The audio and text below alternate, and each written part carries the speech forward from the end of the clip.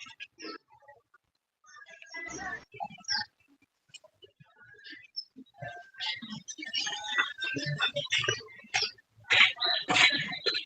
morning, all. Good morning. Good morning. Good morning. Good morning.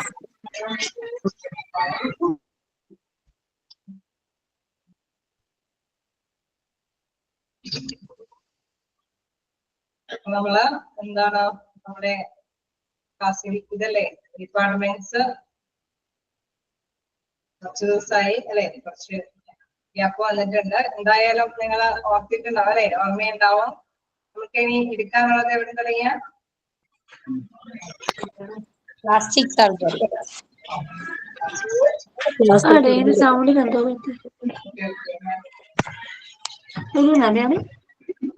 കേൾക്കുന്നില്ല.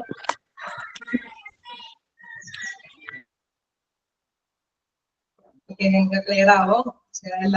എവിടെയോ voice അൺമ്യൂട്ടായിട്ട് കിടപ്പുണ്ടായിരുന്നു, അതുകൊണ്ടാണ് നിങ്ങൾക്ക് ക്ലിയർ ആവാതിരുന്നത്. ഓക്കെ അല്ലേ? ക്ലിയർ അല്ലേ?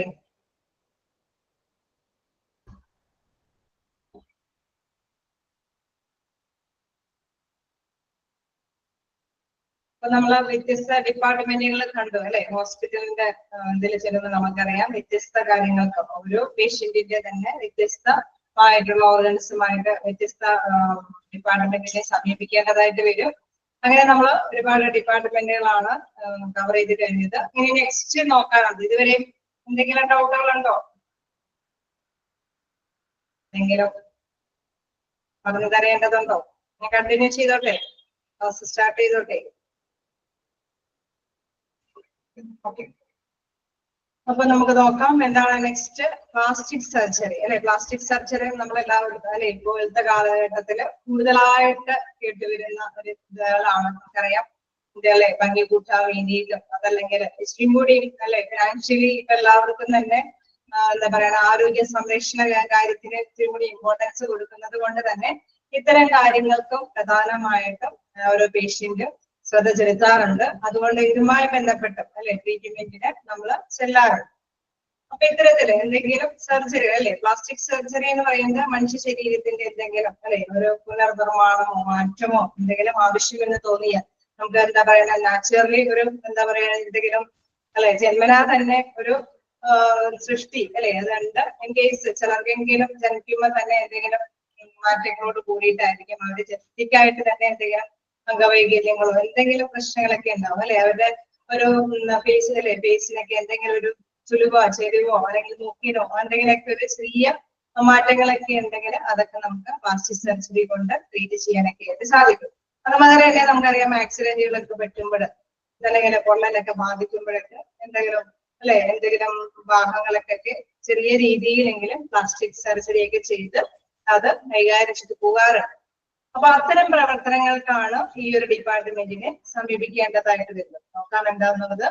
It is A surgical speciality in medicine that focuses on surgical repair of defects of form or function of any of the human body. അപ്പൊ മനുഷ്യ ശരീരത്തിന്റെ എന്തെങ്കിലും അല്ലെ പുനർനിർമ്മാണമോ സ്ഥാപനമോ അല്ലെങ്കിൽ മാറ്റമോ ഉൾപ്പെടുന്ന ഒരു ശസ്ത്രക്രിയാ വിഭാഗമാണ് എന്തെന്ന് പറയുന്നത് പ്ലാസ്റ്റിക് സർജറി വിഭാഗം എന്ന് പറയാം. നമുക്കറിയാം ഹ്യൂമൻ ബോഡി അല്ലെ നാച്ചുറലി നമുക്കറിയാവുന്ന നമ്മുടെ ശരീരത്തിന്റെ ആ ബോഡി തന്നെ ചിലപ്പോൾ എന്തെങ്കിലും അല്ലെ ഒരു ഉപഭംഗിക്ക് വേണ്ടിയിട്ടൊക്കെ മാറ്റങ്ങൾ വരുത്താനൊക്കെ ആയിട്ട് സാധാരണ രീതിയിൽ പ്ലാസ്റ്റിക് സർജറി ചെയ്യാറുണ്ട്. ഒപ്പം തന്നെ എന്തെങ്കിലും അല്ലെ എന്തെങ്കിലും ഡിസീസുകളൊക്കെ വന്ന് എന്തെങ്കിലും മാറ്റങ്ങൾ അതേമാതിരി തന്നെ ആക്സിഡന്റോ എന്തെങ്കിലും പെട്ടെന്നുള്ള എന്തെങ്കിലും കാര്യങ്ങൾ കൊണ്ടും നമുക്ക് അല്ലെ അത് ജനറ്റിക്കായിട്ട് വന്നതല്ല, വലിയ കുഴപ്പമില്ലാതെ തന്നെ ജീവിതശൈലിയിലേക്ക് പോയിക്കൊണ്ടിരുന്നപ്പോൾ സംഭവിച്ചതാണ് അല്ലെ. അതിന് ഇത്തരത്തിലുള്ള ട്രീറ്റ്മെന്റ് ആവശ്യമുണ്ടെങ്കിൽ സമീപിക്കേണ്ട ഡിപ്പാർട്ട്മെന്റ് ആണ് പ്ലാസ്റ്റിക് സർജറി. എന്താണ് this speciality is further classified into 2 sub specialities. അതുകൊണ്ട് തന്നെ ഇതിന് രണ്ട് വിഭാഗങ്ങളായിട്ട് തിരിച്ചിട്ടുണ്ട്. ഒന്ന് എന്താണ് reconstructive plastic surgery correct structural and functional defect. അതായത് രണ്ട് തരത്തിലാണ് ഈ ഒരു പ്ലാസ്റ്റിക് സർജറിയെ തരംതിരിച്ചിരിക്കുന്നത്. ഒന്ന് കോസ്മെറ്റിക് വിഭാഗത്തിന് വേണ്ടിയിട്ട്, മറ്റൊന്ന് reconstructive plastic surgery correct structural and functional defects, അതായത് ജനറ്റിക് ആയിട്ട് തന്നെ എന്തെങ്കിലും ഡിഫക്റ്റുകൾ വരുമ്പോൾ, നിങ്ങൾ അങ്ങനെ ജനറ്റിക് ആയിട്ട് ഉള്ളവരെ കണ്ടിട്ടുണ്ടോ? ഉണ്ടോ അങ്ങനെ ആരെങ്കിലൊക്കെ എന്തെങ്കിലും ഡിഫക്ട്സുകൾ അല്ലെ, എന്തെങ്കിലും ഡിഫക്റ്റുകൾ നമ്മുടെ ശരീരം നമുക്കറിയാം, നാച്ചുറലി നമ്മുടെ ഒരു ശരീരം എന്തെന്ന് പറയുന്നത്, ഓക്കെ ഇയറുകളുടെ പ്രശ്നം കണ്ടിട്ടുണ്ടാവും, മൂക്കിന്റെ കാര്യത്തിൽ എന്തെങ്കിലും പ്രശ്നങ്ങൾ കണ്ടിട്ടുണ്ടാവും അല്ലെ, എന്തെങ്കിലും രീതിയിൽ ഫേസിന് എന്തെങ്കിലും ഒരു ഇതുകൾ, എന്തെങ്കിലും ഭാവവേദനകൾ എന്തെങ്കിലുമൊക്കെ ഉണ്ടാവാം, ലിപ്സുകൾക്ക് ചുണ്ടുകൾക്ക്. അപ്പോ ഇത്തരം കാര്യങ്ങളല്ലേ മുറിച്ചുണ്ട് എന്നൊക്കെ പറയാം, അങ്ങനെയൊക്കെയുള്ള കാര്യങ്ങളൊക്കെ വരുമ്പോഴാണ് അത് ജനറ്റിക് ആയിട്ട് വരുന്ന ചില കാര്യങ്ങളാണ്. അങ്ങനെ വരുന്ന കാര്യങ്ങൾക്കും ഇതൊരു ട്രീറ്റ്മെന്റ്. അതാണ് ഫസ്റ്റ് ഒരു ക്ലാസിഫിക്കേഷനിൽ പറയുന്നത് reconstructive plastic surgery. Correct structure, അത് ഘടനയ്ക്ക് അല്ലെ, ഫങ്ഷണൽ ഡിഫക്ട്സ്, അത് ആ ഒരു പ്രവർത്തനങ്ങളുടെ ഡിഫക്ട്സുകളെല്ലാം കൈകാര്യം ചെയ്യാൻ വേണ്ടിയിട്ടുള്ള ഒരു വിഭാഗമാണ്. നെക്സ്റ്റ് വിഭാഗം എന്താണ്? Cosmetic surgery enhance the appearance of body through medical and surgical procedures. നമുക്കറിയാം ഇപ്പോ അല്ലെ, ഭംഗി കൂട്ടാൻ വേണ്ടിയിട്ട് കോസ്മെറ്റിക് ആയിട്ടുള്ള സർജറി, അതായത് നമുക്കറിയാം ഇപ്പൊ ഭംഗിക്ക് വേണ്ടിയിട്ട് എത്രത്തോളം അല്ലെ ഫിനാൻഷ്യലി കാര്യം നമ്മൾ പണ്ട് കാലത്ത് പറയും അല്ലെ, ബുദ്ധിമുട്ടുകൾ ഉള്ള സമയങ്ങളിലൊക്കെ എങ്ങനെയെങ്കിലും തരണം ചെയ്ത് ജീവിതം മുന്നോട്ട് പോകാനായിട്ട് ആഗ്രഹിക്കുന്നു. പക്ഷെ ഇപ്പൊ ഇതിലും കൂടി അല്ലെ അഡ്വാൻസ്ഡ് ആയിട്ട് കുറച്ചും കൂടി ഫിനാൻസ് എല്ലാവരും തന്നെ ഇച്ചിരി കൂടി 1-2 കുട്ടികളൊക്കെ ആയിരിക്കുന്ന ഈ കാലഘട്ടത്തിലൊക്കെ എന്താണ് എല്ലാവരും എല്ലാ കാര്യത്തിനും ഇമ്പോർട്ടൻസ് കൊടുക്കും അല്ലെ. അപ്പൊ അത് ഭംഗിയുടെ കാര്യത്തിലാണെങ്കിൽ ഉള്ള 2 കുട്ടികളുടെ എന്തെങ്കിലും അല്ലെ, നമുക്ക് അറിയാം ഇപ്പോഴത്തെ കാലത്തൊക്കെ പല്ല് കമ്പ്യൂട്ടറിലൊക്കെ ഇച്ചിരി കൂടി വരികയാണ് എന്ന് പറഞ്ഞ മാതിരി ഫേസിൽ അല്ലെ എന്തെങ്കിലുമൊക്കെ ഭാവഭേദങ്ങളൊക്കെ വരുത്താനായിട്ട് ഭംഗി കാര്യങ്ങളൊക്കെ കൂട്ടാൻ വേണ്ടിയിട്ടൊക്കെ കോസ്മെറ്റിക് സർജറി വിഭാഗവും ഇവിടെ പ്രവർത്തിക്കുന്നുണ്ട്.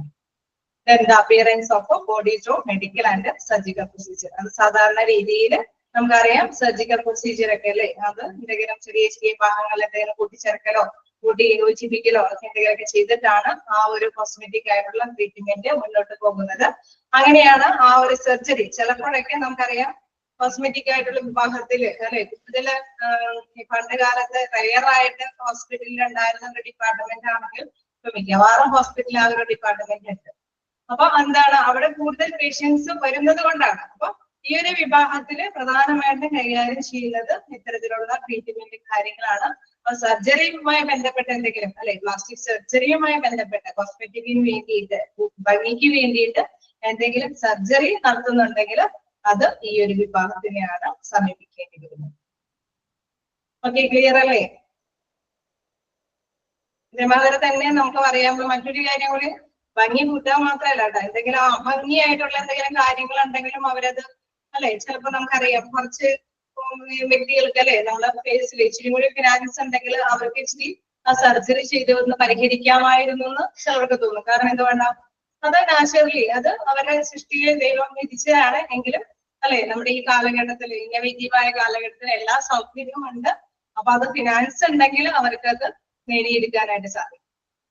അത് ഗുഡായ കാര്യം തന്നെയാണ്. എന്താണ് നമ്മുടെ അഭംഗി പരിഹരിക്കുക എന്നുള്ളത്. ഫിലിം സ്റ്റാർസുകളൊക്കെ കൂടുതലായിട്ട് ഇത് കൈകാര്യം ചെയ്യും. ഓക്കെ, അതെ ശരിയാണ്. ഫിലിം സ്റ്റാർ നമുക്കറിയാം മരിച്ചുപോയ അല്ലേ ആ എന്താ പറയാ പാട്ടൊക്കെ പാടുന്ന വ്യക്തി കൂടുതൽ പ്ലാസ്റ്റിക് സർജറിക്കൊക്കെ വിധേയമാക്കിയിട്ടാണ് അദ്ദേഹത്തിന്റെ ഫേസ് അല്ലെ ഒരുപാട് വ്യത്യാസമായിട്ട് വരുത്തിയത്. അപ്പൊ ഒരുപാട് പ്ലാസ്റ്റിക് സർജറികളെല്ലാം അദ്ദേഹം ചെയ്തിട്ടുണ്ട്.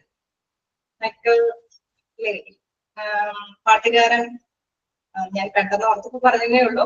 അദ്ദേഹത്തിന്റെ കാര്യത്തില് മൈക്കിൾ ജാക്സൺ, എനിക്ക് പെട്ടെന്ന് മൈക്കിളിന് മാത്രമേ ഓർമ്മ വന്നുള്ള. മൈക്കിൾ ജാക്സന്റെ കാര്യത്തില് അദ്ദേഹം ഒരുപാട് പ്ലാസ്റ്റിക് സർജറികൾക്ക് വിധേയമാക്കിയിരിക്കുന്നു. അപ്പൊ അത് ഭംഗി കൂട്ടാൻ വേണ്ടിയിട്ടൊക്കെ ഒരുപാട് പേര് ചെയ്യുന്നുണ്ടോ. ഒപ്പം തന്നെ അഭംഗി പരിഹരിക്കാൻ വേണ്ടിയിട്ട് അത് ഇമ്പോർട്ടന്റ് ആയ ഒരു കാര്യമാണ് അല്ലെ. നമ്മുടെ ഈ കാലഘട്ടത്തിൽ എന്തിനേയും അതിജീവിക്കാനായിട്ട് ഉള്ള ഒരു സാഹചര്യം ഉണ്ട് എന്നുള്ളത് ഒരു ഗുണകരമായ കാര്യം തന്നെയാണ്.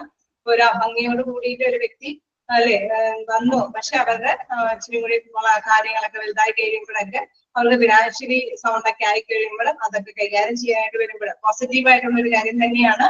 അത് പ്ലാസ്റ്റിക് സർജറി കൊണ്ട് സാധ്യമാകും എന്നുള്ള കാര്യം കൂടി മനസ്സിലാക്കി പോവാം. അപ്പൊ അത്രയാണ് പ്ലാസ്റ്റിക് സർജറി വിഭാഗത്തില് മനസ്സിലാക്കേണ്ടത്. ഓക്കെ അല്ലേ? എന്തെങ്കിലും ഡൗട്ട് ഉണ്ടോ? അടുത്തൊരു വിഭാഗം എന്ന് പറയുന്നത് യൂറോളജി ആൻഡ് ആൻഡ്രോളജി. യൂറോളജി വിഭാഗം എന്താണെന്ന് നോക്കാം. നമുക്കറിയാം ഈ കാലഘട്ടത്തിലും അല്ലെ, ഇപ്പൊ പ്രത്യേകിച്ച് എല്ലാ കാര്യത്തിലും ഹോസ്പിറ്റലിനെ സമീപിക്കേണ്ട ഒരവസ്ഥയാണ്. അപ്പൊ അതില് യൂറോളജി വിഭാഗത്തിൽ എന്താണെന്ന് നോക്കാം. The branch of medicine that focus on surgical and medical diseases of the male and female urinary tract system and male reproductive organs. അതായത് നമുക്ക് പ്രധാനമായിട്ട് അറിയാം യൂറിനറി അല്ലെ, ആ ഒരു ട്രാക്റ്റില്, അതായത് ആ ഒരു ഇതില് അല്ലെ, മൂത്രനാളി ആ ഭാഗത്ത് എന്തെങ്കിലുമൊക്കെ തടസ്സങ്ങളോ എന്തെങ്കിലുമൊക്കെ ഡിസീസുകളൊക്കെ വരുമ്പോൾ സാധാരണയായിട്ട് സമീപിക്കേണ്ട ഒരു ഡിപ്പാർട്ട്മെന്റ് ആണ് യൂറോളജി വിഭാഗം. ഓക്കെ, മൂത്രാശയ രോഗങ്ങൾ അല്ലെ, അതുമായി ബന്ധപ്പെട്ട എന്തെങ്കിലും പ്രോബ്ലംസ് ഒക്കെ വരുമ്പോൾ സാധാരണയായിട്ട് സമീപിക്കേണ്ട വരുന്ന ഒരു വിഭാഗമാണ് യൂറോളജി വിഭാഗം. ഒപ്പം തന്നെ എന്താണ് റീപ്രൊഡക്റ്റീവ് ഓർഗൻസ് അല്ലെ, നമ്മുടെ എന്താണ് പ്രത്യുൽപാദന ശേഷി അല്ലെ, അതുമായി ബന്ധപ്പെട്ട എന്തെങ്കിലും പ്രോബ്ലംസ് വരുമ്പോൾ, പ്രത്യേകിച്ച് മെയിൽ ഇതൊക്കെ വരുമ്പോൾ കൂടുതൽ പ്രത്യുൽപാദന ശേഷിയുടെ എന്തെങ്കിലും ഡിഫക്ട്സുകളൊക്കെ വരുമ്പോൾ യൂറോളജി വിഭാഗത്തിനെയാണ് സമീപിക്കേണ്ടതായിട്ട് വരുന്നത്.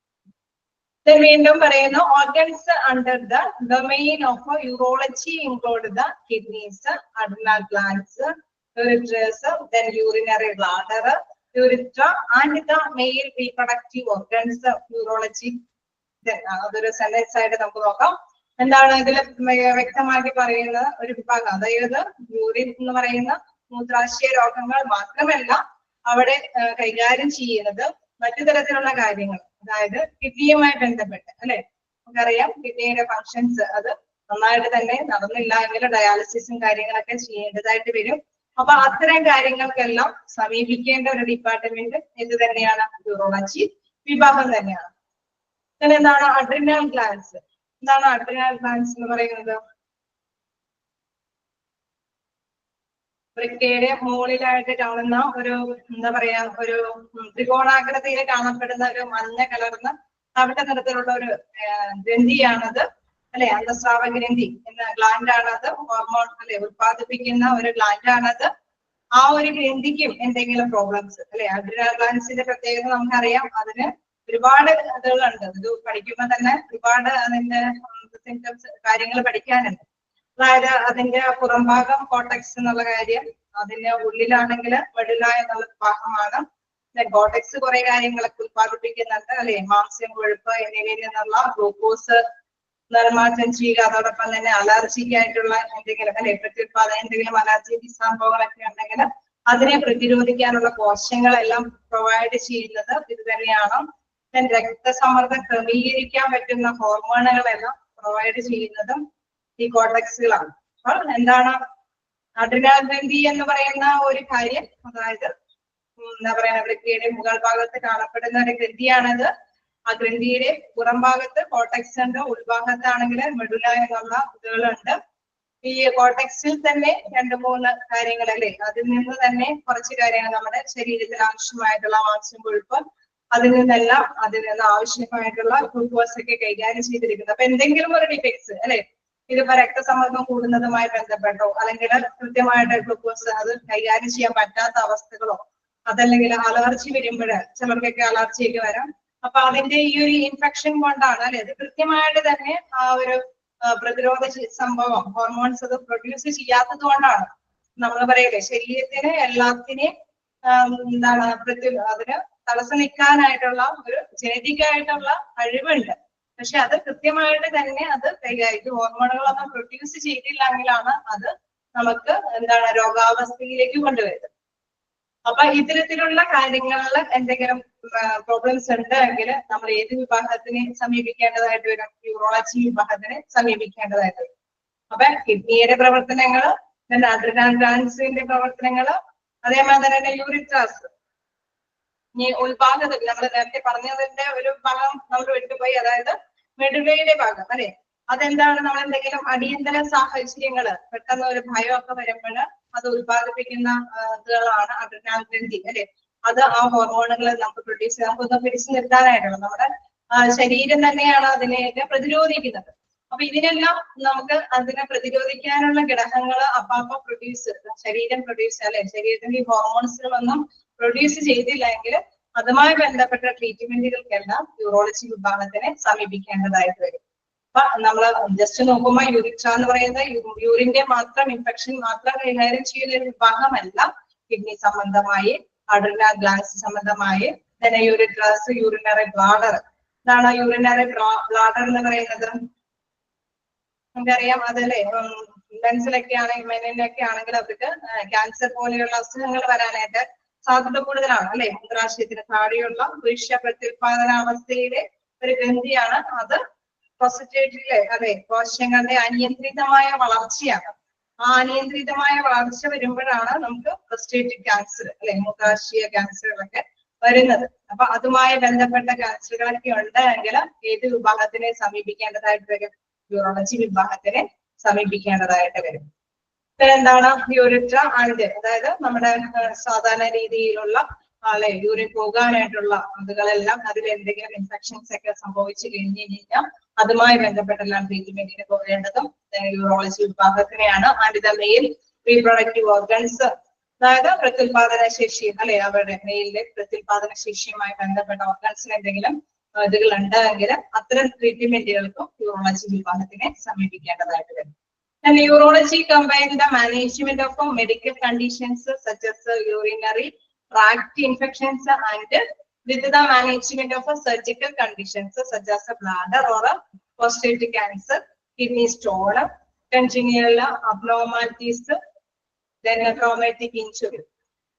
അപ്പൊ ഇതേമാതിരി തന്നെ വ്യത്യസ്തത അല്ലെ, നമുക്കറിയാം യൂറിനറിയുമായി ബന്ധപ്പെട്ട് വരുമ്പോൾ ഈ പറഞ്ഞ കാര്യങ്ങളെല്ലാം കിഡ്നിയിൽ കല്ലുകൾ വരുന്ന അല്ലെങ്കിൽ ജനറ്റിക് ആയിട്ടുള്ള എന്തെങ്കിലും അബ്നോർമാലിറ്റീസ് അല്ലെ, കൺജീനിയാലിറ്റി എന്ന് പറയുന്നത് ജനറ്റികമായിട്ടുള്ള ജനറ്റിക് ആയിട്ടുള്ള എന്തെങ്കിലും അബ്നോർമാലിറ്റീസ് വരുമ്പോൾ, അല്ലെങ്കിൽ എന്താണ് അഗാധമായ പരിക്കുകൾ അല്ലെ, ട്രോമാറ്റിക് ഇഞ്ചുറി എന്ന് പറയുന്നത് എന്തെങ്കിലും അഗാധം, നമ്മൾ എന്തെങ്കിലും ആക്സിഡന്റോ എന്തെങ്കിലും ചതവ് അല്ലെ, അല്ലെങ്കിൽ എന്തെങ്കിലും സംഭവങ്ങൾ വഴി എന്തെങ്കിലും ഇഞ്ചുറീസ് ആ ഭാഗത്തേക്കൊക്കെ എന്തെങ്കിലും മുറിവുകളോ ചതവുകളൊക്കെ സംഭവിക്കുമ്പോൾ, അല്ലെങ്കിൽ എന്താണ് നേരത്തെ പറഞ്ഞ മാതിരി പ്രോസ്റ്റേറ്റ് ക്യാൻസർ അല്ലെ, ബ്ലാഡറുമായി ബന്ധപ്പെട്ട് പ്രോസ്റ്റേറ്റ് ക്യാൻസർ പോലെയുള്ള അസുഖങ്ങളൊക്കെ വരുമ്പോഴും യൂറോളജി വിഭാഗത്തിനെ സമീപിക്കേണ്ടതായിട്ട് വരും. ഓക്കെ, അപ്പൊ നമ്മള് യൂറോളജി ആൻഡ് ആൻഡ്രോളജി എന്ന് പറയുന്നത് ഈ ഒരു ഹോർമോണുമായി ബന്ധപ്പെട്ട് നോക്കുമ്പോൾ ആൻഡ്രോളജി വിഭാഗത്തിനെ യൂറോളജി അല്ലെ ഒരു സബ്സെക്ഷൻ ആയിട്ട് ചിലപ്പോൾ ഒരു ഹോസ്പിറ്റലൊക്കെ ചിലപ്പോൾ 2 വിഭാഗങ്ങളായിട്ട് തന്നെ കൊടുത്തിട്ടുണ്ടാവും. കോമൺ ആയിട്ട് യൂറോളജി ആൻഡ് ആൻഡ്രോളജി എന്ന് പറയുന്നത് ഇത്തരം കാര്യങ്ങളാണ് കൈകാര്യം ചെയ്യുന്നത്. യൂറിനറിയുമായി ബന്ധപ്പെട്ട് അല്ലെങ്കിൽ യൂറിത്രയുമായി ബന്ധപ്പെട്ട്, അതല്ലെങ്കിൽ അഡ്രിനൽ ഗ്ലാൻസിന്റേതായ എന്തെങ്കിലും ഡിഫക്ട്സ് കൊണ്ട് അത് കൂടുതലൊക്കെ കൈകാര്യം ചെയ്യാനും കേട്ടോ. അഡ്രിനൽ ഗ്ലാൻസ് എന്ന് പറയുമ്പോൾ ഒരുപാട് ഇങ്ങനെ വിവരിച്ചല്ലേ, ഓരോന്നിനും എന്താണ് ദിഗ്ഗം, അലർജി എന്നിവ ഇല്ലാതാക്കുന്ന പ്രതിരോധ കോശങ്ങൾ ഉത്പാദിപ്പിക്കുന്നു, തന്നെ രക്തസമ്മർദ്ദം ക്രമീകരിക്കാൻ പറ്റുന്ന ഹോർമോണുകൾ ഉത്പാദിപ്പിക്കുന്നു, പ്രവർത്തിച്ച് ശരീരത്തിന്റെ ലവണങ്ങൾ അല്ലെ ജലസന്തുലനാവസ്ഥ നിലനിർത്താനൊക്കെ ആയിട്ടുള്ള ഹോർമോണുകൾ പ്രദാനം ചെയ്യുന്നതാണ്. അപ്പൊ അതിനെന്തെങ്കിലും അല്ലെ ശരീരത്തിൻ്റെതായ ഉപാപചയ പ്രവർത്തനങ്ങളിൽ എന്തെങ്കിലും മാറ്റങ്ങൾ സംഭവിക്കുക, അല്ലെങ്കിൽ എന്തെങ്കിലും രക്തസമ്മർദ്ദങ്ങൾ എന്തെങ്കിലുമൊക്കെ പ്രവർത്തനങ്ങൾ സംഭവിക്കുമ്പോഴൊക്കെയാണ് സാധാരണയായിട്ട് നമ്മൾ ഈ വിഭാഗത്തിലേക്ക് കാണേണ്ടതായിട്ട് വരുന്നത്. ജസ്റ്റ് വായിച്ചു നോക്കുക.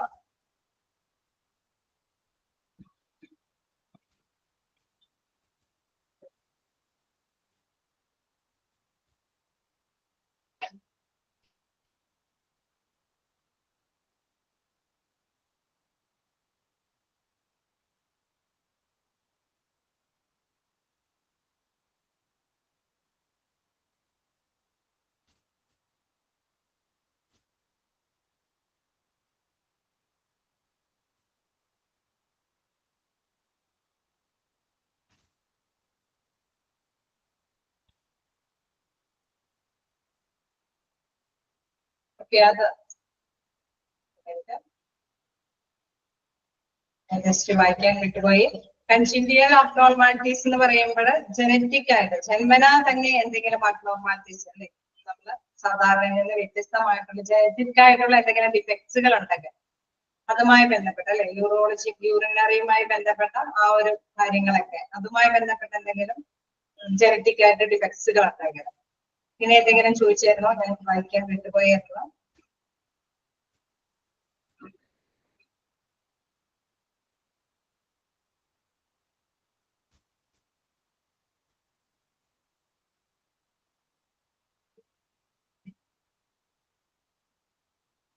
ആൻഡ്രോളജി.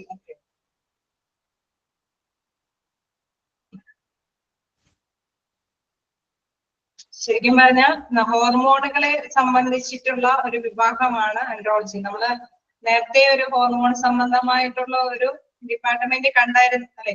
അതില് നമ്മള് ഹൈപ്പോതലാമസ് അങ്ങനെ കുറെ ഹോർമോണുകളെ കുറിച്ച് നമ്മൾ കണ്ടായിരുന്നു. ഇതിന്റെ അല്ലെ യൂറിന്റെ നമ്മൾ കുറച്ച് ഹോർമോണിന്റെ കാര്യം പറഞ്ഞു അല്ലെ. അവിടെ ശരിക്കും പറഞ്ഞു കഴിഞ്ഞാൽ എന്താണ് നമ്മുടെ അഡ്രിനൽ ഗ്ലാൻഡ് അല്ലെ, അതുമായി ബന്ധപ്പെട്ട ഇതാ അല്ലെ, വൃക്കകളുടെ ഭാഗത്ത് കാണുന്ന ആ ഒരു അന്തസ്രാവ ഗ്രന്ഥിയാണ് അത്. അതിൽ നിന്ന് കുറച്ച് ഹോർമോണുകൾ അത് ഉത്പാദിപ്പിക്കുന്നുണ്ട് അല്ലെ. ഇതിന്റെ പുറംഭാഗം കോർട്ടെക്സ്, അതിന്റെ ഉൾഭാഗം മെഡുല, അതിൽ നിന്ന് പലതരത്തിലുള്ള ഹോർമോണുകൾ അത് പ്രൊഡ്യൂസ് ചെയ്യുന്നുണ്ട്. ഇത്തരത്തിലുള്ള ആ ഹോർമോണുകളുടെ ട്രീറ്റ്മെന്റുമായി ബന്ധപ്പെട്ട് എന്തെങ്കിലും അസുഖങ്ങൾ വരുമ്പോൾ അല്ലെ, ആ ഒരു ഹോർമോണിന്റെ ഉത്പാദന ശേഷി കുറയുകയോ കൂടുകയോ ചെയ്യുമ്പോൾ മനുഷ്യ ശരീരത്തിൽ പലതരത്തിലുള്ള ഡിസീസസ് വരാം. അപ്പൊ ആ ഒരു ഡിസീസ് കേൾക്കുമ്പോഴേ ഡോക്ടേഴ്സിന് മനസ്സിലാവും ഇത് ഈ ഒരു ഗ്ലാൻഡിന്റെ പ്രോബ്ലം കൊണ്ട് സംഭവിക്കുന്നതാണ്. അപ്പൊ അത്തരത്തിലുള്ള ട്രീറ്റ്മെന്റിനെ സമീപിക്കേണ്ടതായിട്ട് വരുന്നതാണ് യൂറോളജി ആൻഡ് ആൻഡ്രോളജി അല്ലെ, ആ ഒരു വിഭാഗത്തിൽ. ഓക്കെ, നമ്മള് തലയുടെ കുറച്ച് കാര്യങ്ങൾ പറഞ്ഞപ്പോ കുറച്ച് അല്ലെ സുഷുമ്നാ നാഡിയുമായി ബന്ധപ്പെട്ടൊക്കെ കുറെ ഹോർമോണുകളൊക്കെ പറഞ്ഞു. പിറ്റ്യൂട്ടറി ഗ്ലാൻഡ്, ഹൈപ്പോതലാമസ്, അങ്ങനെയൊക്കെയുള്ള കാര്യങ്ങളൊക്കെ പറഞ്ഞു. ആ ഒരു വിഭാഗത്തിൽ നിന്ന് വ്യത്യസ്തമാണ് ഇതല്ലേ ശരീരത്തിന്റെ ആ ഒരു ദഹനേന്ദ്രിയ അല്ലെങ്കിൽ യൂറിനറിയുമായി ബന്ധപ്പെട്ട ആ ഒരു അതുമായി ബന്ധപ്പെട്ട.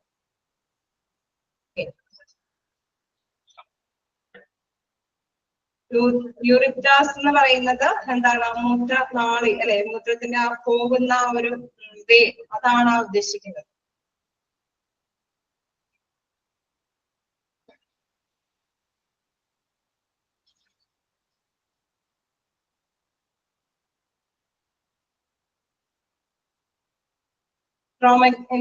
ട്രോമാറ്റിക് ഇഞ്ചുറി എന്ന് പറയുന്നത് ആഘാതമായിട്ടുള്ള എന്തെങ്കിലും പരിക്കുകൾ. ആൻഡ്രോളജി എന്ന് പറയുമ്പോൾ ഒരു സെന്റൻസ് മീനിങ്ങിൽ നിങ്ങൾക്ക് വേണമെങ്കിൽ അതിൽ എഴുതി വെക്കാം. Branch of medicine that deals with the male reproduction function or diseases. അതിന്റെ ഡിസീസസ് എന്തെങ്കിലും ഇത്തരത്തിലുള്ള ഫംഗ്ഷൻസുകൾ അല്ലെ, അതുമായി ബന്ധപ്പെട്ട ഒരു വിഭാഗമാണ്. ആ ഹോർമോണുമായി ബന്ധപ്പെട്ട നമ്മൾ കുറച്ച് കൂടുതൽ പറഞ്ഞല്ലേ റീപ്രൊഡക്റ്റീവ് ഓർഗൻസിനെ കുറിച്ചും കൊണ്ട് പറഞ്ഞു. അപ്പൊ അതിന്റെ ബ്ലാഡർ അല്ലെ, അത് കുറച്ചും കൂടി ബ്ലാഡറിന് വലിപ്പം കൂടുതൽ അനുസരിച്ചിട്ട് നമ്മൾ എന്താ പറയണ പോസ്റ്റേറ്റ് ക്യാൻസർ ഒക്കെ വരും എന്ന് പറയും. അപ്പൊ അതുമായി ബന്ധപ്പെട്ട ആ ഹോർമോണിന്റെയും ആ ഒരു അതിന്റെ വലുപ്പത്തിന്റെയും അതൊക്കെ ആയതുകൊണ്ടാണ് അങ്ങനെ സംഭവിക്കുന്നത്. അപ്പൊ ഈ റീപ്രൊഡക്റ്റീവ് ആയിട്ടുള്ള ഹോർമോൺസിന്റെ എന്തെങ്കിലും ഡിസീസുകൾ ഉണ്ടായെങ്കിൽ ആൻഡ്രോളജി വിഭാഗത്തിനെയാണ് സമീപിക്കേണ്ടതായിട്ട്. Andrology is a branch of medicine that deals with make reproduction function of എന്താണ് ഹ്യൂമൻ അല്ലെ, മെൻ.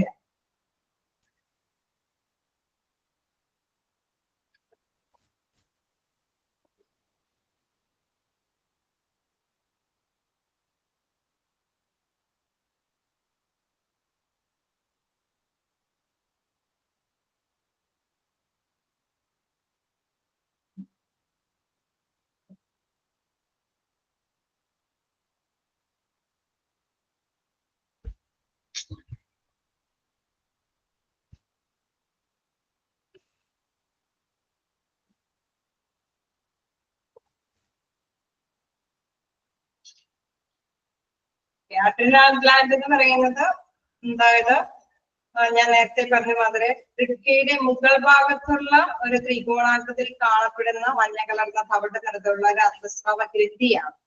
അതൊരു അല്ലെ ഗ്ലാൻഡ് ആണ്. നമ്മൾ നേരത്തെ പറഞ്ഞ മാതിരി അല്ലെ നമ്മുടെ ശരീരത്തിൽ ഉള്ള ഒരു ഗ്രന്ഥിയാണ്. ചിലതിനെ കൺട്രോൾ ചെയ്യാനായിട്ട് എന്താണ് രക്തസമ്മർദ്ദമോ അല്ലെങ്കിൽ വീക്കം വളർച്ചയ്ക്ക് വരുമ്പോൾ പ്രതിരോധ ശേഷിയൊക്കെ നൽകാൻ വേണ്ടിയിട്ട് അല്ലെങ്കിൽ പെട്ടെന്ന് ഭയം കൂടുന്ന പേടിപ്പെടുത്തുന്ന കാര്യങ്ങളൊക്കെ വരുമ്പോൾ അഡ്രിനൽ അല്ലെ ഗ്ലാൻഡ് അത് ഉത്പാദിപ്പിക്കുന്ന ഹോർമോൺസുകളൊക്കെ കൈകാര്യം ചെയ്ത് അപ്പൊ അത്തരത്തിലുള്ള ഹോർമോണുകൾ പ്രൊഡ്യൂസ് ചെയ്യുന്ന ഒരു ഗ്രന്ഥിയാണ്, അന്തസ്രാവ ഗ്രന്ഥിയെയാണ് അഡ്രിനൽ ഗ്ലാൻഡ് എന്ന് പറയുന്നത്.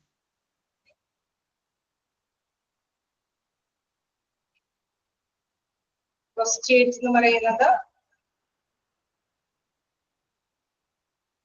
നേരത്തെ ഞാൻ പറഞ്ഞു അല്ലെ, ഇതിന്റെ സാധാരണയായിട്ട് നമ്മളുടെ ഇതുമായി ബന്ധപ്പെട്ട അല്ലെ ബ്ലാഡർ ഉണ്ടാവും അല്ലെ, മെന്നിന്റെ ബ്ലാഡറിന്റെ വലിപ്പത്തിന് അതനുസരിച്ചിട്ട് എന്തെങ്കിലും കൂടുതൽ അതിവികസിക്കുന്ന ഒരു ഇത് ഉണ്ടായെങ്കിൽ, ഒരു സിംറ്റംസ് കാണിക്കുന്നുണ്ടെങ്കിൽ അതുമായി ബന്ധപ്പെട്ടാണ് അത് ക്യാൻസർ അല്ലെ. നമുക്ക് നാച്ചുറലി നമുക്കറിയാം ജനറ്റിക് ആയിട്ട് അതിൻ്റെതായ ഒരു വലിപ്പം ഉണ്ടാവും. അതിനെ കവിഞ്ഞ് എന്തെങ്കിലും ബ്ലാഡർ വികസിക്കുകയാണ് എങ്കിൽ അത് എന്താണെന്നുള്ളത് അല്ലെ, ഇതിന് എന്തുകൊണ്ടാണ് അങ്ങനെ ഒരു വികസനം സംഭവിച്ചിരിക്കുന്നത്, അതുമായി ബന്ധപ്പെട്ട് സമീപിക്കേണ്ടത് ഈ ഒരു വിഭാഗത്തിനെയാണ്. ദെൻ പ്രോസ്റ്റേറ്റ് ക്യാൻസർ എന്ന് പറയുന്നത് അതുമായി ബന്ധപ്പെട്ട എന്തെങ്കിലും ക്യാൻസർ സിംറ്റംസ് ആണ് അത് കാണിക്കുന്നതെങ്കിൽ തീർച്ചയായിട്ടും അത് പ്രോസ്റ്റേറ്റ് ക്യാൻസർ ആണ്. ഓക്കെ, ആ ബ്ലാഡറിന്റെ വലിപ്പത്തിനെയാണ് പ്രോസ്റ്റേറ്റ്, അത് വലിപ്പമാണ് ശ്രദ്ധിക്കേണ്ടത്. അത് കൂടുതലായിട്ട് വികസിച്ചു വരുന്ന പ്രവർത്തനമാണ് ഇതിൽ ട്രീറ്റ്മെന്റിനെ വിധേയമാക്കേണ്ടി വരുന്നത്. അത് ചിലപ്പോഴെങ്കിലും മുഴ എന്നൊക്കെ പറയാം, ചിലപ്പോഴെങ്കിലും എന്തെങ്കിലും അല്ലെ ക്യാൻസർ പോലെയുള്ള മുഴകളായിട്ടായിരിക്കും അത് വലിപ്പം വച്ചിരിക്കുന്നതെങ്കിൽ അത് ക്യാൻസർ ട്രീറ്റ്മെന്റിലേക്ക് കൊണ്ടുപോകേണ്ടതായിരിക്കും.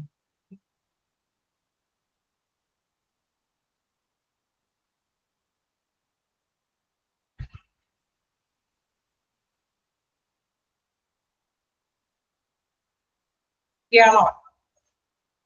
കുറച്ച് ചെറിയ ചെറിയ പേടുകൾ ഉണ്ടെങ്കിലും പല പല ഇതുകളുണ്ട് അല്ലെ. അതിനെ എന്താ പറയുക, ഒരു നമ്മൾ കേൾക്കുമ്പോൾ എന്താണ് യൂറോളജിയുമായി ബന്ധപ്പെട്ട് യൂറിനറിയുമായി ബന്ധപ്പെട്ടുള്ള ഒരു ട്രീറ്റ്മെന്റിന്റെ വിഭാഗം മാത്രമാണ്. പക്ഷെ അതിൽ കുറച്ച് ഗ്ലാൻഡിന്റേതായോ അല്ലെങ്കിൽ എന്താണ് പ്രത്യുത്പാദന പ്രവർത്തനങ്ങളുടേതായിട്ടുള്ള ഡിഫക്റ്റുകളൊക്കെ ഉണ്ടെങ്കിലും ഈ വിഭാഗത്തിനെയാണ് സമീപിക്കേണ്ടതായിട്ട് വരും.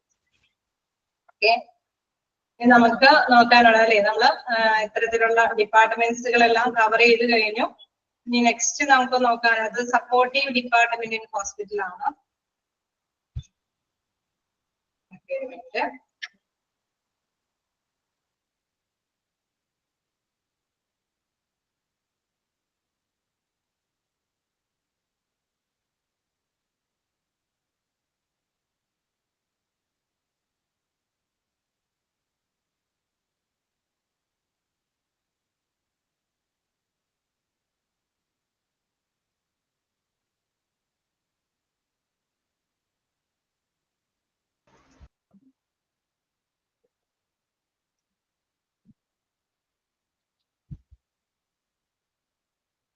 ഓക്കെ, നമുക്ക് നെക്സ്റ്റ് സെക്ഷനിലേക്ക് പോകാം.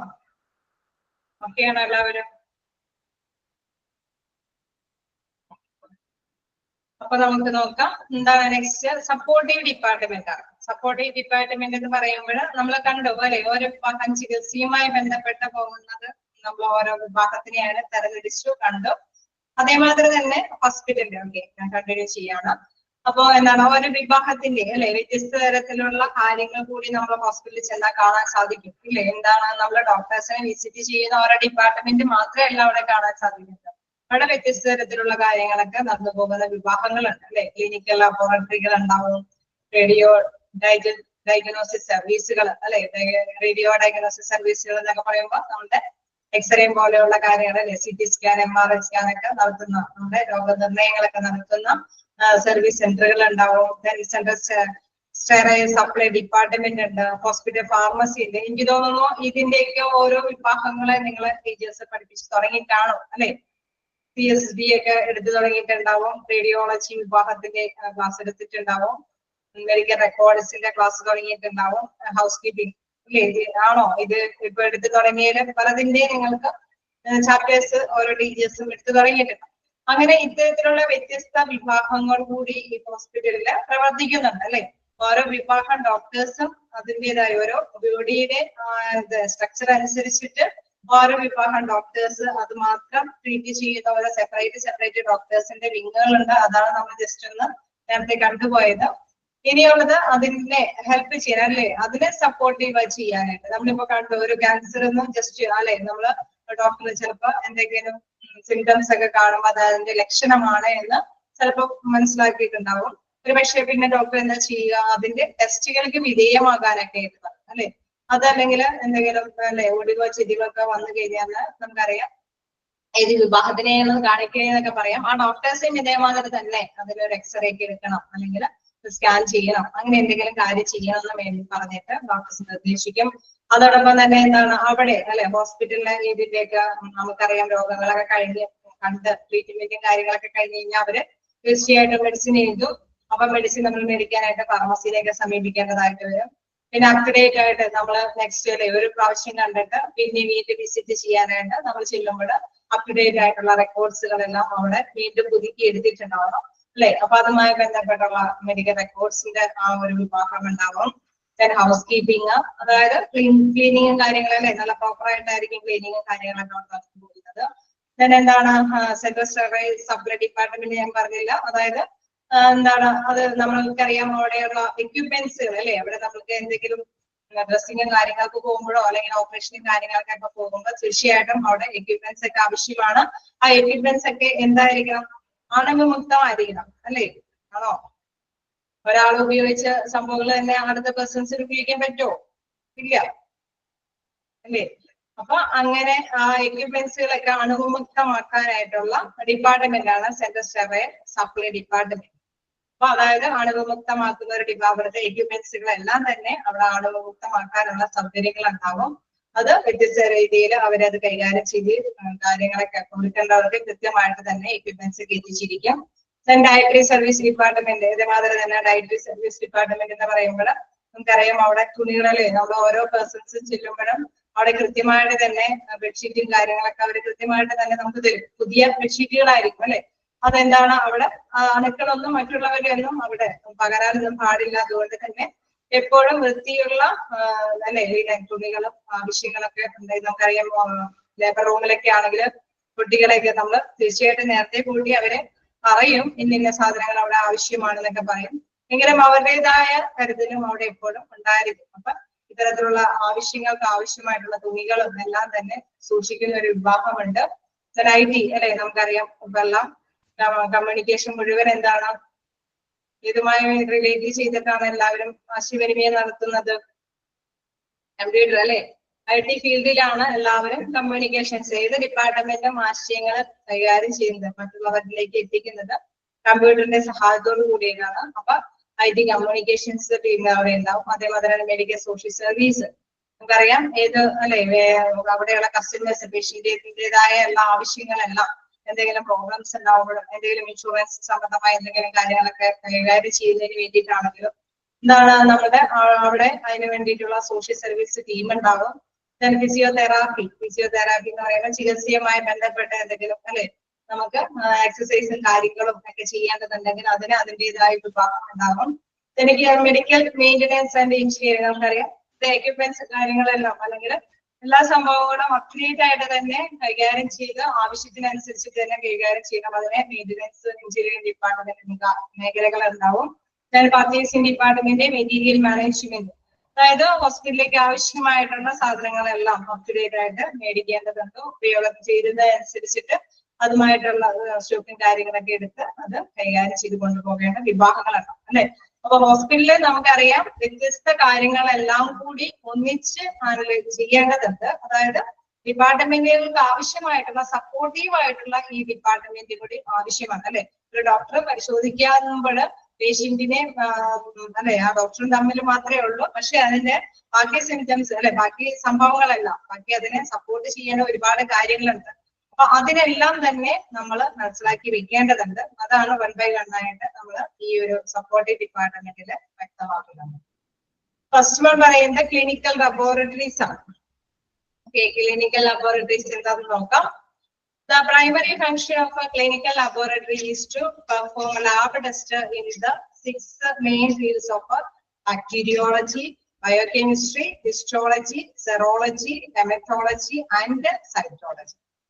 അതായത് നമ്മൾ മനസ്സിലാക്കി വെക്കേണ്ടത് ക്ലിനിക്കൽ ലബോറട്ടറി എന്ന് പറയുമ്പോൾ അല്ലെ അതിന്റെ പ്രൈമറി ആയിട്ടുള്ള ഫംഗ്ഷൻ എന്താണ്?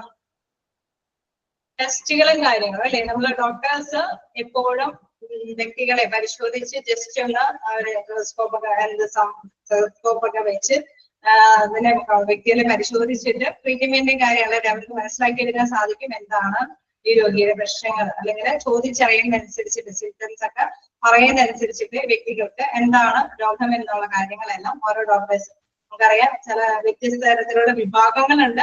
ഓരോ വിഭാഗം അനുസരിച്ചിട്ടായിരിക്കും ഡോക്ടേഴ്സ് അല്ലെ ഒരു യൂറോളജി വിഭാഗത്തിന്റെ അടുത്ത് ചെന്നുകൊണ്ട് പനി അല്ലെ ഒരു ഫിസിഷ്യന്റെ കാര്യങ്ങളെല്ലാം അവര് കൈകാര്യം ചെയ്തു. നമുക്കറിയാം ഓരോ വിഭാഗത്തിനനുസരിച്ചിട്ടാണ് പേഷ്യൻസ് അവിടെ ഡോക്ടേഴ്സിനെ സമീപിക്കുന്നത്. അതിനനുസരിച്ചിട്ട് പേഷ്യൻസ് പറയുന്ന സിംറ്റംസ് വെച്ചിട്ട് ഡോക്ടേഴ്സിന് കൃത്യമായിട്ട് തന്നെ മനസ്സിലാക്കാൻ സാധിക്കും. ഇന്ന ടെസ്റ്റുകൾ കൂടി ഇവർക്ക് നടത്തേണ്ടതുണ്ട്. ഈ ടെസ്റ്റിന്റെ റിസൾട്ടിന്റെ ബേസിലായിരിക്കാം നമുക്ക് രോഗം അല്ലെ എന്താണ് ഡിസീസസ് എന്ന് തീരുമാനിക്കാനായിട്ട് സാധിക്കുള്ളൂ.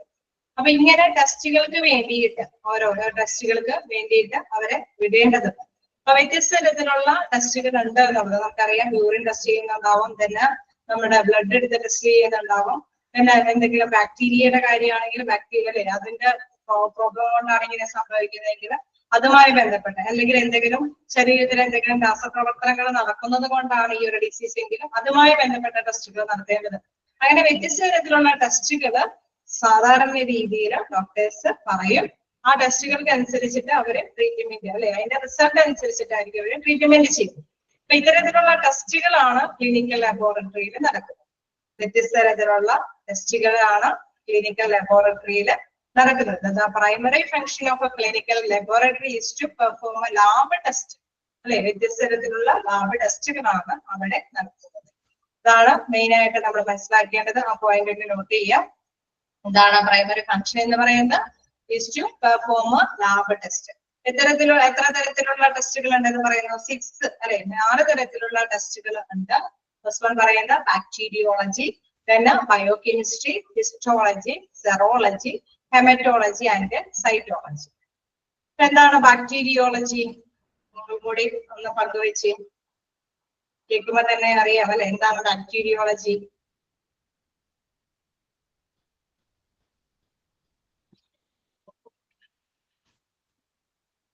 ബാക്ടീരിയ ഏത് ബാക്ടീരിയ ആണെന്ന് തിരിച്ചറിയാൻ വേണ്ടി അല്ലെ ഇപ്പൊ ഇതൊരു ബാക്ടീരിയയുടെ പ്രവർത്തനം കൊണ്ടാണ് ഇതിങ്ങനെ സംഭവിച്ചിരിക്കുന്നത്. ശരീരത്തിനുള്ളില് കയറിയിരിക്കുന്ന ബാക്ടീരിയ കൊണ്ടാണ് ഇങ്ങനെ സംഭവിച്ചിരിക്കുന്നതെങ്കിൽ അത് ഏത് തരത്തിലുള്ള ബാക്ടീരിയ എന്നും തിരിച്ചറിയാൻ വേണ്ടിയിട്ടാണ് ആ ഒരു ടെസ്റ്റ് നടത്തുന്നത്. ബാക്ടീരിയോളജി എന്ന് പറയുന്ന ഒരു ലാബ് ടെസ്റ്റ് ആണ്. അത് എന്തിനു വേണ്ടിയിട്ടാണ് നമ്മൾ നടത്തുന്നത്? അത് ഏത് തരത്തിലുള്ള അല്ലെ സ്റ്റഡി റിലേറ്റ്സ് ടു ബാക്ടീരിയ ആണ് ബാക്ടീരിയോളജി എന്ന് പറയുന്നത്. അത് ഏത് തരത്തിലുള്ള ബാക്ടീരിയ എന്ന് കണ്ടെത്താൻ വേണ്ടിയിട്ടാണ് ഈ ഒരു ടെസ്റ്റിന് വിധേയമാക്കുന്നത്. യൂറിൻ ടെസ്റ്റ് ഓക്കെ, അത് ബാക്ടീരിയ കണ്ടെത്താൻ തീർച്ചയായിട്ടും നമ്മൾ യൂറിൻ ടെസ്റ്റ് ഒക്കെ നടത്താറുണ്ട്, നമുക്കറിയാം.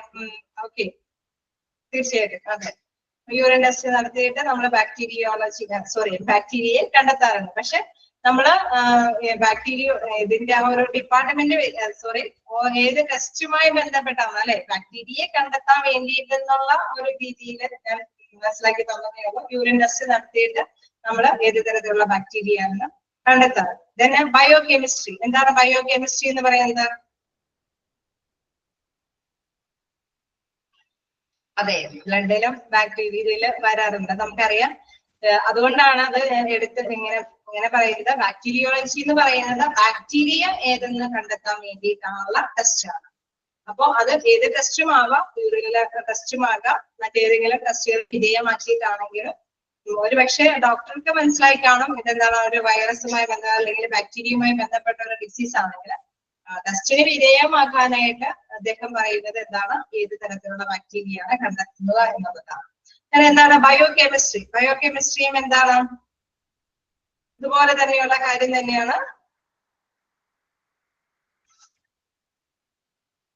എന്താണ് അതിലെ രാസപ്രവർത്തനങ്ങളാണ് അല്ലെ, നമ്മുടെ ശരീരത്തിൽ എന്തോ രാസപ്രവർത്തനത്തിന്റെ ഫലമായിട്ടാണ് ഈ അസുഖങ്ങൾ വന്നിരിക്കുന്നത് എന്ന് ഡോക്ടറിന് മനസ്സിലാക്കാനായിട്ട് സാധിക്കും.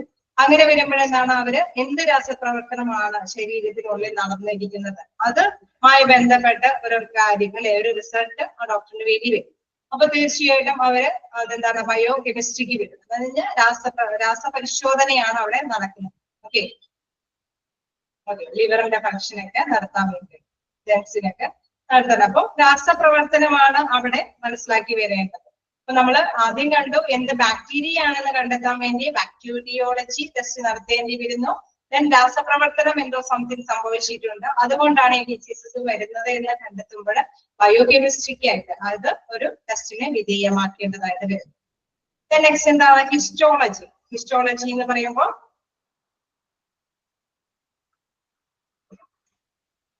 ഓക്കെ അതായത് ടിഷ്യൂ ലൈഫ് സ്റ്റൈൽ. ഓക്കെ, നമ്മളുടെ ശരീരത്തിന്റെ പ്രവർത്തനങ്ങളിൽ എന്തെങ്കിലും നമുക്കറിയാം ഡിഫക്ട്സുകൾ വരുമ്പോഴും ഓരോ ഡോക്ടേഴ്സിനാണ് അത് കൃത്യമായിട്ട് നിർണ്ണയിക്കാൻ പറ്റുള്ളൂ എന്തുമായി ബന്ധപ്പെട്ടാണ് ഈ അസുഖം വരുന്നത്. ഇപ്പൊ നമ്മൾ പറഞ്ഞല്ലേ ലിവറുമായി ബന്ധപ്പെട്ട രാസപ്രവർത്തനം നടത്തുന്നതുകൊണ്ട് അതുമായി ബന്ധപ്പെട്ട ടെസ്റ്റുകളായിരിക്കും അവർ നടത്തുക. ഇനിയിപ്പോ നെക്സ്റ്റ് നമ്മൾക്ക് അല്ലെ ഓരോന്നിന്റെ ടെസ്റ്റുകൾക്ക് വിധേയമാക്കേണ്ട ഒരു 6 ടെസ്റ്റുകൾ ഉണ്ട് എന്നുള്ള കാര്യമാണ് നിങ്ങളുടെ മുമ്പിൽ പറയുന്നത്. വ്യത്യസ്ത തരത്തിലുള്ള ടെസ്റ്റുകൾ ഉണ്ട്. ഒന്ന് ബാക്ടീരിയ ഏതെന്ന് കണ്ടെത്താനുള്ള ടെസ്റ്റ്, മറ്റൊന്ന് രാസപ്രവർത്തനം അത് ഏത് തരത്തിലുള്ള രാസപ്രവർത്തനമാണെന്ന് കണ്ടെത്താനുള്ളത്. ഹിസ്റ്റോളജി എന്ന് പറയുമ്പോൾ എന്താണ് സാധാരണയായിട്ട് ടിഷ്യൂ അല്ലെ സ്റ്റഡി ഓഫ് ടിഷ്യൂവിനെ കുറിച്ചിട്ടാണ്. സ്റ്റഡി ഓഫ് സെൽസിനെ കുറിച്ച് നമ്മൾ വീണ്ടും ഒരു ഇത് വരുന്നുണ്ട്. അതുകൊണ്ട് തന്നെ സ്റ്റഡി ഓഫ് ടിഷ്യൂ ആണ് അല്ലെ ടിഷ്യൂവിനെ കുറിച്ചിട്ടുള്ള സ്റ്റഡി ആണെങ്കിൽ നമ്മൾ ഹിസ്റ്റോളജി വരുന്നു. എന്താണ് സൈറ്റോളജിയിൽ വരുന്നുണ്ട് നമ്മുടെ സെല്ലുകളെ കുറിച്ചിട്ടുള്ള സ്റ്റഡിയാണ്. അപ്പൊ അതുമായി ബന്ധപ്പെട്ട അല്ലെ അതുമായി ബന്ധപ്പെട്ടുള്ള ടെസ്റ്റുകളാണെങ്കിൽ ആണ് എന്താണ് ഹിസ്റ്റോളജി വരുന്നത്. അതിനെന്താണ് സെറോളജി. സെറോളജി എന്ന് പറയുമ്പോൾ എന്താണ് സിറങ്ങൾ എടുത്തിട്ട് അല്ലെ എന്തെങ്കിലും സിറങ്ങൾ നമുക്കറിയാം നമ്മുടെ ബ്ലഡ് ഓക്കെ ഫ്ലൂയിഡ്സുകൾ ഉണ്ട് അല്ലെ ശരീരത്തിന് വ്യത്യസ്ത തരത്തിലുള്ള സിറങ്ങളുണ്ട് അല്ലെ നമ്മുടെ ശരീരം ഉത്പാദിപ്പിക്കുന്ന എന്താണ് കണ്ണുനീരാണെങ്കിൽ നീരാണെങ്കിൽ കൂടി ഇതെല്ലാം സ്രവങ്ങളിൽ പെടുന്നതാണ് അല്ലെ പഴുപ്പ് പസ് ഇതെല്ലാം സ്രവങ്ങളാണ്. അപ്പൊ ഈ സ്രവങ്ങളിൽ എന്താണ് ഓക്കെ കഫ് ഇതെല്ലാം വ്യത്യസ്ത തരത്തിലുള്ള സ്രവങ്ങളാണ്. അപ്പൊ ഈ സ്രവങ്ങളെല്ലാം എടുത്ത് പരിശോധന നടത്തിയിട്ടാണ് ഡോക്ടേഴ്സ് തീരുമാനിക്കുക ഇന്ന ഡിസീസ് ആണ് ഇതിന്റെ വരുന്ന ഫലമാണ് വന്നിരിക്കുന്നത്. അപ്പൊ ഇത്തരം ട്രീറ്റ്മെന്റ് നമ്മൾ മുന്നോട്ട് കൊണ്ടുപോകുന്നത്. ഇപ്പൊ സെറോളജി എന്ന് പറയുന്നത് എന്താണ് സെറങ്ങള് അല്ലെ അത് സെറം എടുത്തിട്ട് പരിശോധനിക്കുക ടെസ്റ്റിന് വിധേയമാണ്. ഹെമറ്റോളജി എല്ലാവർക്കും അറിയാവുന്നതാണ്. ഹെമറ്റോളജി എന്തുമായി എടുക്കുന്ന ഓക്കെ ബ്ലഡ് എടുത്ത് ടെസ്റ്റിന് വിധേയമാക്കുന്നതാണ് ഹെമറ്റോളജി ടെസ്റ്റ്. ഓക്കെ അപ്പൊ ഓരോന്നും മനസ്സിലാക്കുക. ബാക്ടീരിയയെ കുറിച്ച് പഠിക്കുന്നതാണ് ബാക്ടീരിയോളജി. ഇതിന് രാസപ്രവർത്തനമാണെങ്കിൽ ബയോകെമിസ്ട്രി. ഇതിന് ഹിസ്റ്റോളജി എന്ന് പറയുമ്പോൾ നമ്മൾ ടിഷ്യൂ എടുത്ത് അല്ലെ ടെസ്റ്റിന് വിധേയമാക്കുകയാണ്. സെറോളജി എന്ന് പറയുമ്പോൾ ഫ്ലൂയിഡ്സുകളൊക്കെ എടുത്ത് ടെസ്റ്റിന് വിധേയമാക്കുന്നു. ദെൻ ഹെമറ്റോളജി ബ്ലഡ് എടുത്ത് നമ്മൾ അതേമാതിരി തന്നെ ടെസ്റ്റിന് വിധേയമാക്കും.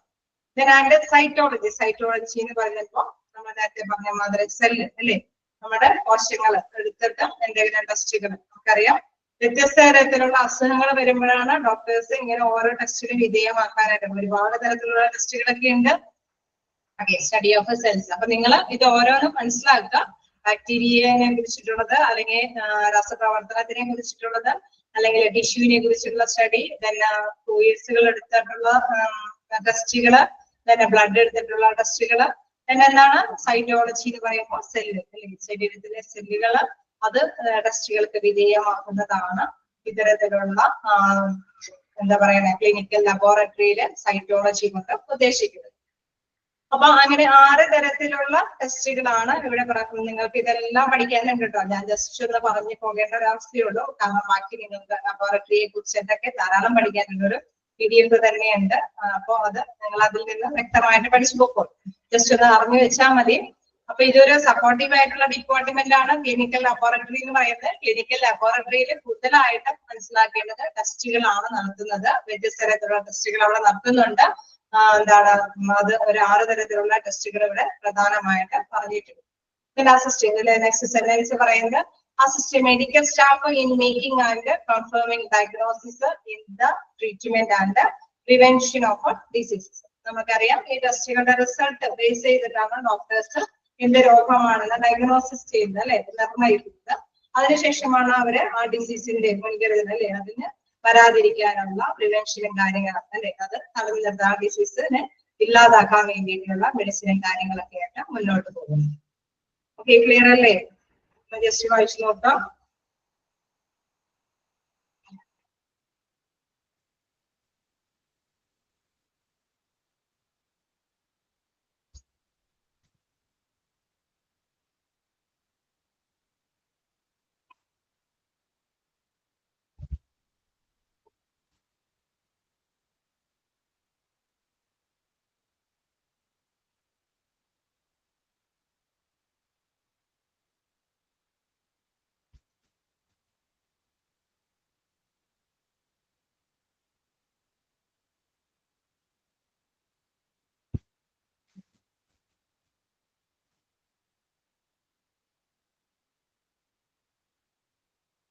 ഹിസ്റ്റോളജി എന്ന് പറയുമ്പോൾ നമ്മുടെ ടിഷ്യൂവിനെ കുറിച്ചിട്ട് അല്ലെ, ടിഷ്യൂവിനെ കുറിച്ചിട്ടുള്ള ടെസ്റ്റുകളാണ് അതിൽ വരുന്നത്.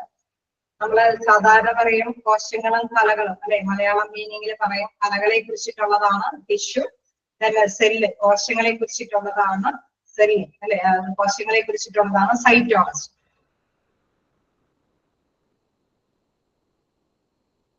എന്തെങ്കിലും കോശങ്ങളുടെ ഇതാണോ എന്നുള്ളത് മനസ്സിലാക്കാനായിട്ട് സെല്ലുകൾ ടെസ്റ്റ് ചെയ്യും.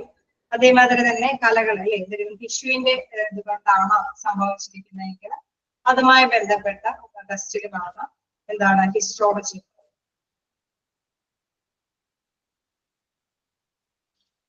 ജസ്റ്റ് നിങ്ങൾ ഇത്രയും മനസ്സിലാക്കിയാൽ മതി, സ്റ്റഡി ഓഫ് ടിഷ്യൂ അല്ലെങ്കിൽ സ്റ്റഡി ഓഫ് സെല്ല്.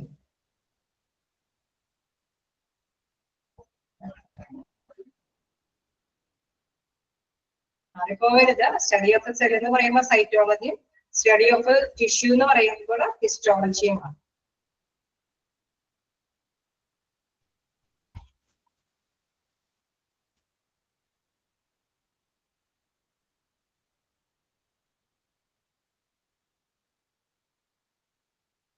കണ്ടിന്യൂ ചെയ്യാം. ഒരെണ്ണം കൂടെ എടുക്കാലോ, ഒരു സപ്പോർട്ടീവ് ഡിപ്പാർട്ട്മെന്റ് കൂടെ എടുക്കാലോ.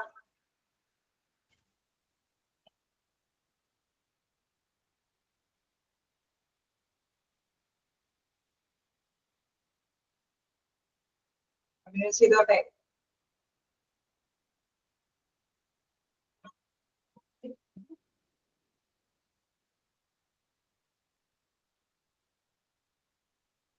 ഓക്കെ, അപ്പൊ നമുക്ക് നോക്കാം. റേഡിയോളജി ഇത് നിങ്ങൾക്ക് അറിയാവുന്നത് തന്നെയാണ്. ഇപ്പൊ നമ്മൾ ടെസ്റ്റിന്റെ കാര്യം പറഞ്ഞ മാതിരി തന്നെയാണ് റേഡിയോളജി വിഭാഗം. റേഡിയോളജി വിഭാഗം എന്ന് പറയുന്നത് എന്താണ് നമുക്കറിയാം അല്ലെ, x-ray, CT scan, MRI scan ഒക്കെ എടുത്തിട്ട് അതിന്റെ ആ ഒരു മെഷീൻ ഉപയോഗിച്ചിട്ട് അതിന്റെ കാര്യങ്ങളെല്ലാം കൃത്യമായിട്ട് തന്നെ മനസ്സിലാക്കി കഴിയുമ്പോൾ ഡോക്ടേഴ്സ് പറയും അത് ഇന്ന ചതവ് കൊണ്ടാണ്, അല്ലെങ്കിൽ ഇന്ന ഞരമ്പിന്റെ പ്രോബ്ലം കൊണ്ടാണ്, അല്ലെങ്കിൽ ഇത്ര നീർക്കെട്ട് കൊണ്ടാണ് സംഭവിച്ചിരിക്കുന്നത്. അതായത് നമ്മളെ ടെസ്റ്റ് നമ്മൾ നേരത്തെ കണ്ടതിൽ നിന്ന് വ്യത്യസ്തമായിട്ട് ഇത് ശരീരത്തിന്റെ ഓരോ ഭാഗങ്ങളുടെ ഒരു പിക്ചറാണ് അല്ലെ.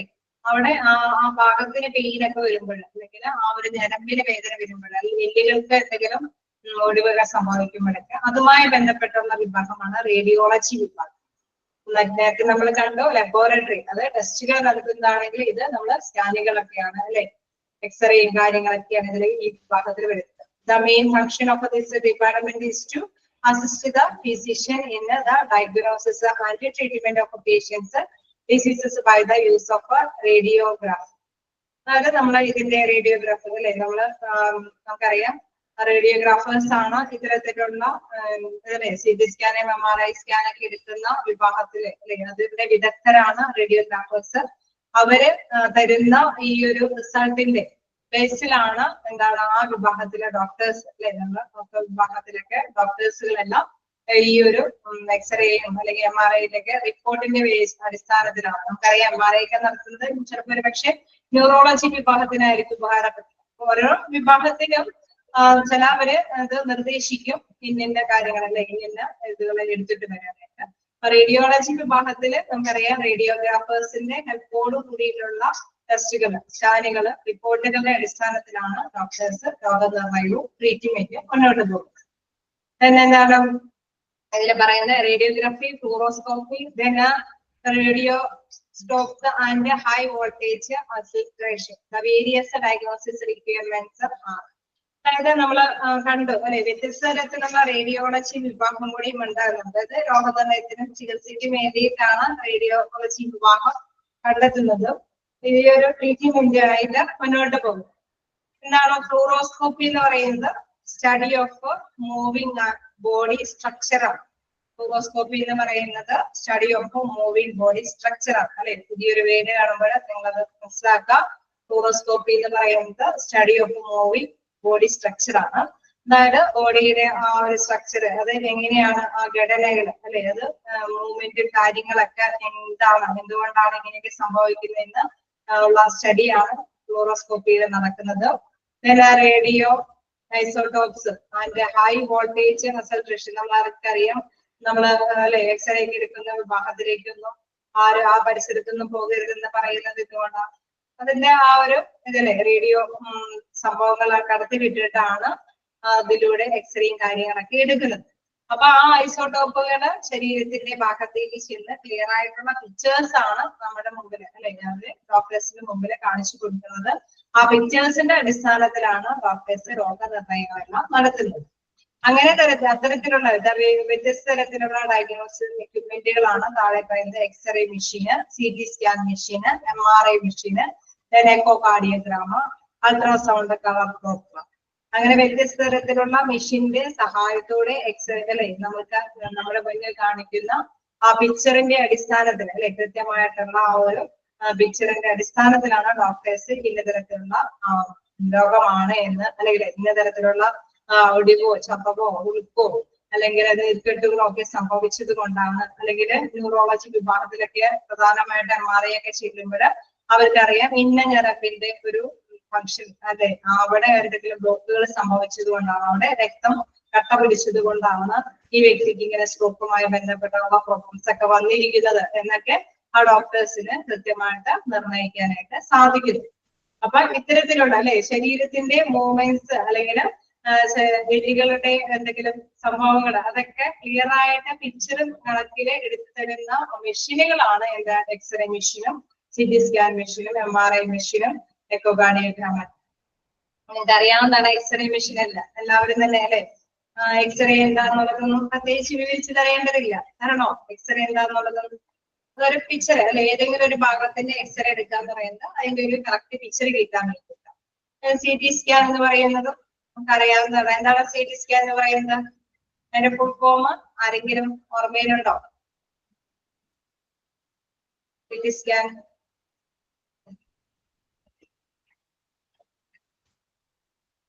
കമ്പ്യൂട്ടർ ടോമോഗ്രാഫി എന്നാണ്. ഓക്കെ, ഒന്ന് ജസ്റ്റ് നോട്ട് ചെയ്തോളൂ. കമ്പ്യൂട്ടർ ടോമോഗ്രാഫി എന്നാണ് അതിന്റെ ഫുൾ ഫോം. CT സ്കാൻ എന്ന് പറയുന്നത് കമ്പ്യൂട്ടർ ടോമോഗ്രാഫി. ഓക്കെ, ആരെങ്കിലും ഇങ്ങനെ മെസ്സേജ് അയക്കുമ്പോൾ ചിലർക്ക് ഇങ്ങനെ പെട്ടെന്ന് അത് ക്യാച്ച് ചെയ്യാൻ സാധിക്കും. Computer tomography.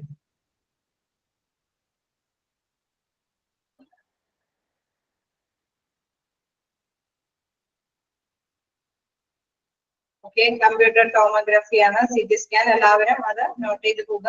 അതേപോലെ തന്നെ MRI മെഷീൻ, MRI സ്കാൻ എന്നൊക്കെ പറയുമ്പോൾ അതിന്റെ ഫുൾ ഫോം ആർക്കെങ്കിലും അറിയാവുന്നവര് ചെയ്തു പോയിക്കോളൂ കേട്ടോ. അപ്പൊ ചിലർക്കെങ്കിലും ക്യാച്ച് ചെയ്യാൻ എളുപ്പമാണ്. ഇതാണ് magnetic resonance. Okay, magnetic resonance image MRI machine എന്ന് പറയുന്നത്, അതായത് MRI സ്കാൻ എന്നൊക്കെ പറയും. Magnetic resonance image.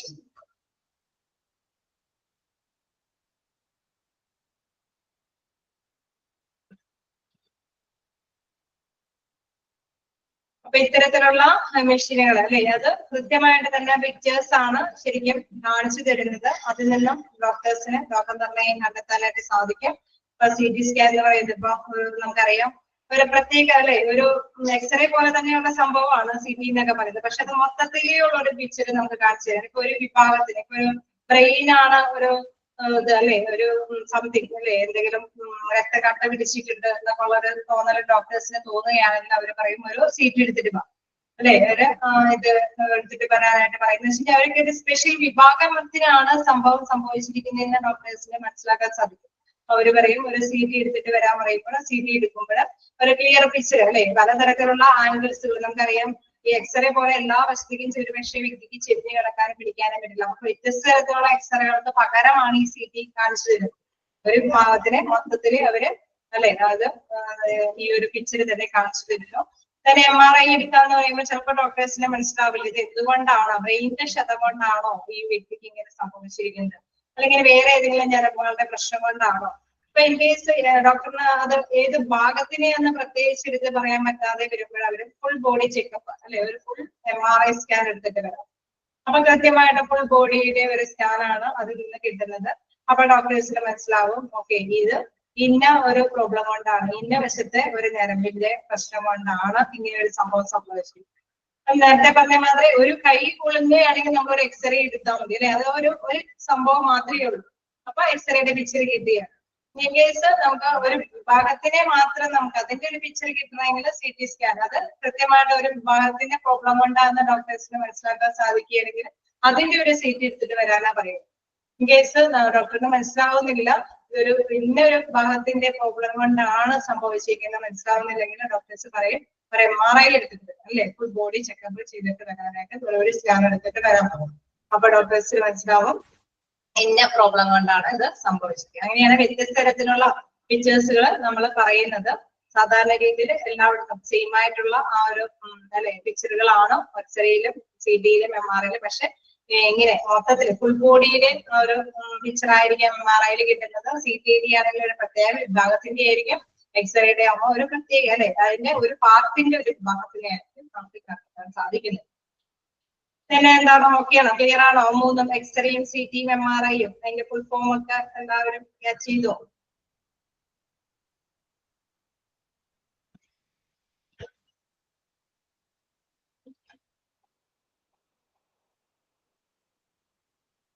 കിട്ടിയോ?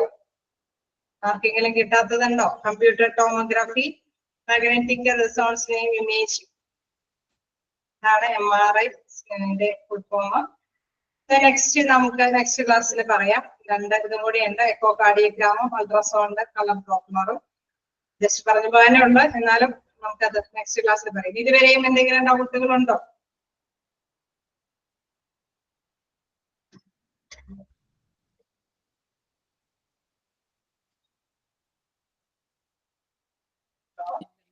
ക്ലിയർ ആണ്. Okay ma'am. ഓക്കെ, അപ്പൊ നമുക്ക് നെക്സ്റ്റ് ക്ലാസ്സിൽ കാണാം. Thank you. Thank you, ma'am. Thank you, ma'am.